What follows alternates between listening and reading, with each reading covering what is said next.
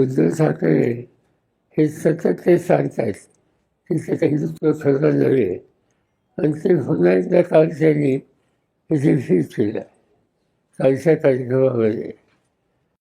काल दोघांनी जे कार्यक्रम घेतले ते बाळासाहेब ठाकरेंचं स्मरण करते आणि बाळासाहेब ठाकरेंचं स्मरण करण्याचा अधिकार आपला आहे असं दोघांनाही वाटतं आणि तशी प्रसिद्धी काल आपण पाहिली. पण लोकांची उपस्थिती पाहिली तर उद्धव ठाकरेंच्या सभेला उपस्थिती अधिक होती असं प्राथमिकदृष्ट्या दिसतं.